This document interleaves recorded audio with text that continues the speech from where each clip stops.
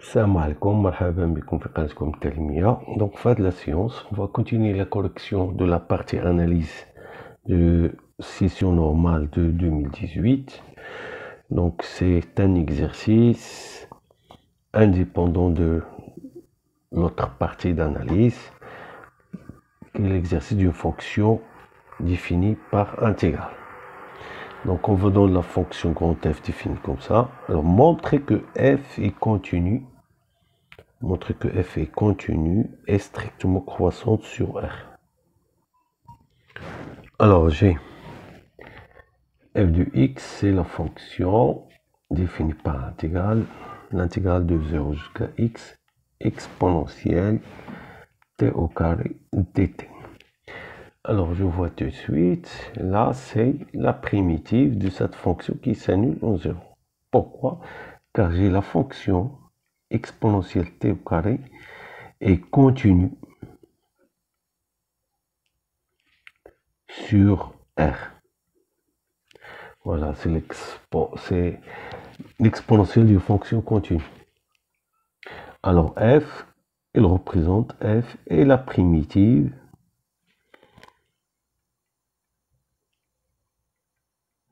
de cette fonction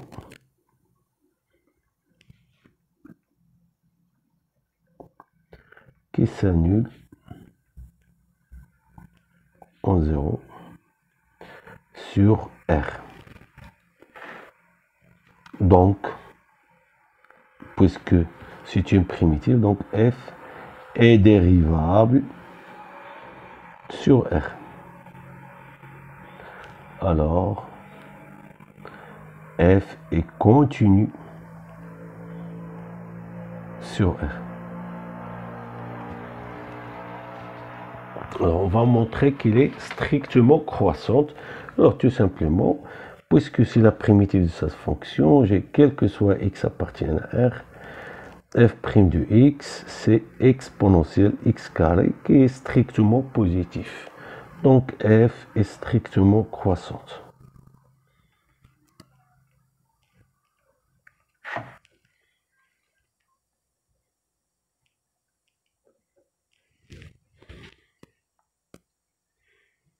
Deuxième question, il s'agit de montrer que on a, quel que soit x strictement positif, j'ai f de x supérieur ou égal à x.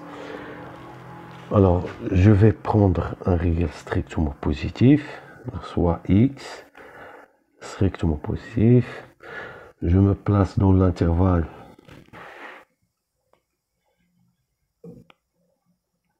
t appartient à 0x. Alors j'ai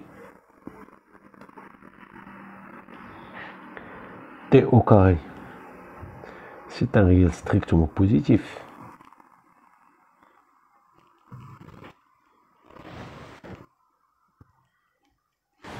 Ou bien c'est un réel supérieur ou égal à 0, c'est suffisant. Alors l'exponentielle de t au carré supérieur ou égal à 1. Donc l'intégrale de 0 jusqu'à x exponentielle t au carré dt supérieur ou égal à l'intégrale de 0 jusqu'à x de dt. Donc ceci va nous donner f de x supérieur ou égal à x. Alors en déduire la limite, c'est facile. Comme la limite de la fonction x c'est plus l'infini, alors la fonction f de x tend vers plus l'infini. Alors la deuxième question B, on vous demande tout simplement de montrer que f est impair. F est impair. Voilà. Alors soit, d'abord le domaine de définition c'est R, donc il est symétrique par rapport à 0. Donc soit x un réel quelconque dans R. Alors j'ai f de x, c'est l'intégrale de 0 jusqu'à x exponentielle t carré dt. Donc là, il s'agit de d'écrire l'expression, d'effectuer un changement de variable, car j'ai f de moins x, c'est l'intégrale de 0 jusqu'à moins x exponentielle t carré dt. Donc il s'agit de montrer que f de moins x, c'est moins f de x. Alors qu'est-ce que je vais faire? Je vais prendre cette intégrale et je vais effectuer le changement de variable simple. Voilà. Dans l'intervalle, voilà, posons u est égal à moins t. Alors, les bornes d'abord, transformation des bornes, c'est t égale à 0, alors u égale à 0. C'est t est égal à moins x, alors u est égal à x. Et pour la différentielle, du c'est moins dt. Donc f de moins x, c'est l'intégrale. Alors 0, c'est 0. Ici, c'est x. Exponentielle de moins u, le tout au carré. dt, ça va devenir moins du. Donc ce moins va sortir. C'est l'intégrale de 0 jusqu'à x. Exponentielle u au carré du. Et donc c'est moins f de x. Et alors, on a prouvé que f est impair. Alors, en déduire la limite quand x tend vers moins l'infini, c'est facile. Alors, la limite quand x tend vers moins l'infini de f de x, il s'agit d'effectuer aussi le changement de variable u est égal à moins x. Alors, ceci va devenir x tend vers u tend vers plus l'infini de f de moins u qui est égal à la limite quand u tend vers plus l'infini moins f de u qui est égal à moins l'infini. Car la limite de f en plus l'infini, c'est plus l'infini. C'est une question facile aussi. Montrer que f est une bijection de R dans R. On a déjà prouvé que f est continu sur R. F est strictement croissante sur R. Alors, f est une bijection de R dans f de R,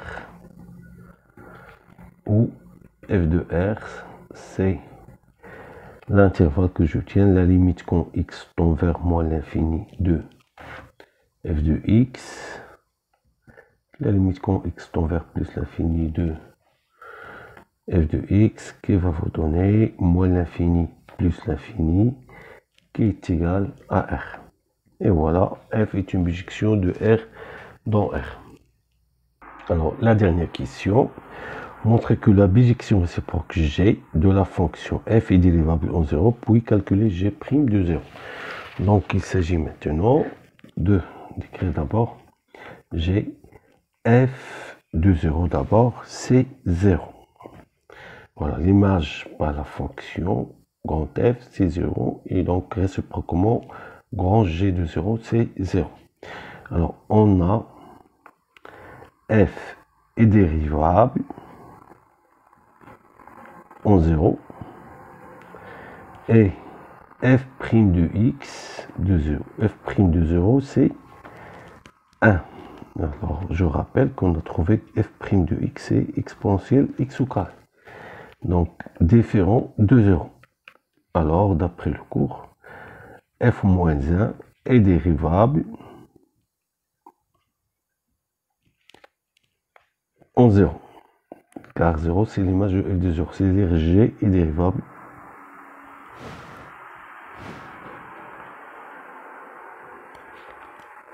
en 0.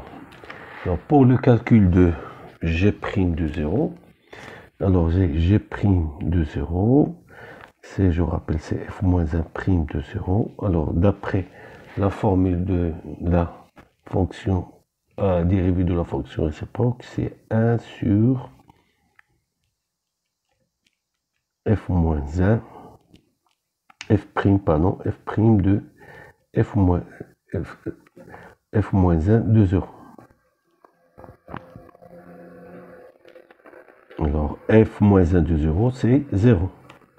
C'est f prime de 0 qui va vous donner est égal à 1.